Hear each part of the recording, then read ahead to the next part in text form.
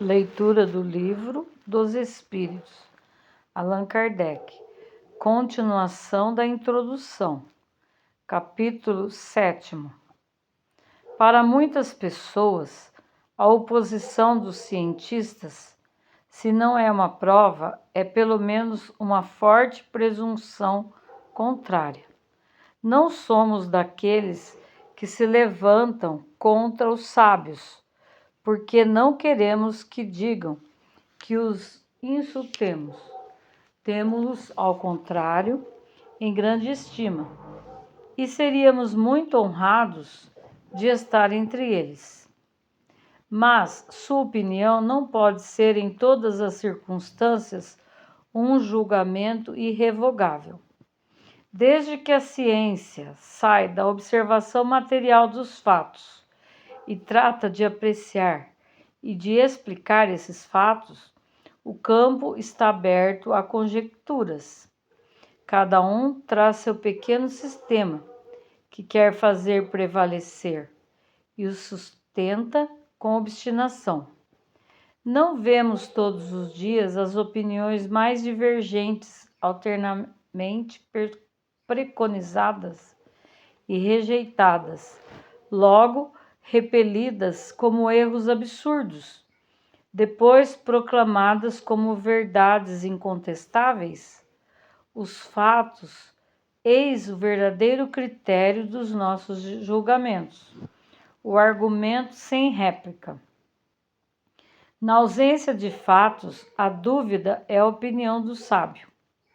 Para as coisas notórias, a opinião dos sábios faz fé a justo título, porque eles sabem mais e melhor que o vulgo. Mas, em fatos de princípios novos, de coisas desconhecidas, sua maneira de ver não é sempre senão hipotética, porque não são mais que os outros isentos de preconceitos. Eu diria mesmo que o sábio talvez tem mais preconceito que qualquer outro, porque uma propensão natural o leva a tudo subordinar ao ponto de vista que ele aprofundou. O matemático não vê prova senão numa demonstração algébrica. O químico relaciona tudo com a ação dos elementos, etc. Todo homem que faz uma especialidade, a ela subordina todas suas ideias. Tirai-o de lá e frequentemente ele desarrazoa porque quer submeter tudo ao mesmo crivo. É uma consequência da fraqueza humana. Consultarei, pois, voluntariamente e com toda a confiança um químico sobre uma questão de análise, um físico sobre a força elétrica, um mecânico sobre uma força motriz. Mas eles me permitirão, sem que isso prejudique o apreço de seu saber especial, de não ter na mesma conta a sua opinião negativa em fatos do espiritismo, não mais que do julgamento de um arquiteto sobre uma questão de música. As ciências vulgares repousam sobre as propriedades da matéria, que se pode experimentar e manipular à vontade. Os fenômenos espíritas repousam sobre a ação de inteligências que têm a sua própria vontade e nos provam a cada instante que elas não estão à disposição dos nossos caprichos. As observações, portanto, não podem ser feitas da mesma maneira. Elas requerem condições especiais e um outro ponto de partida.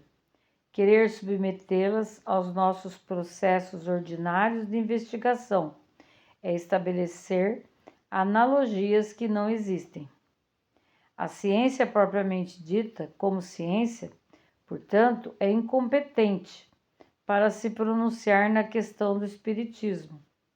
Não tem que se ocupar com isso e seu julgamento, qualquer que seja, favorável ou não, não poderia ter nenhuma importância. O Espiritismo é o resultado de uma convicção pessoal que os sábios podem ter como indivíduos, abstração feita de sua qualidade de sábios. Mas querer deferir a questão à ciência equivaleria a decidir a existência da alma por uma assembleia de físicos ou de astrônomos. Com efeito, o Espiritismo está inteiramente baseado na existência da alma e seu estado depois da morte.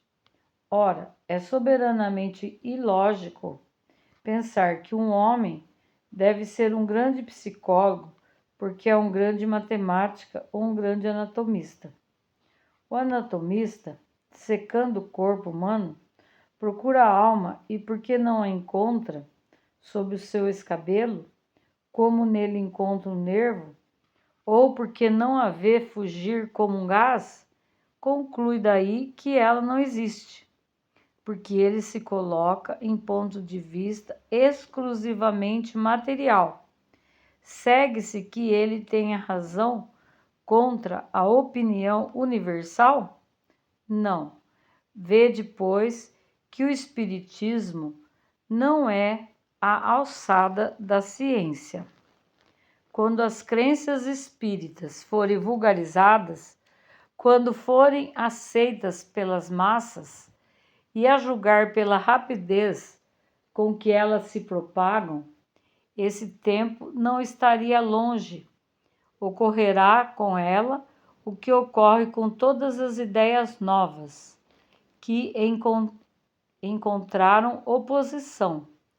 Os sábios se renderão à evidência.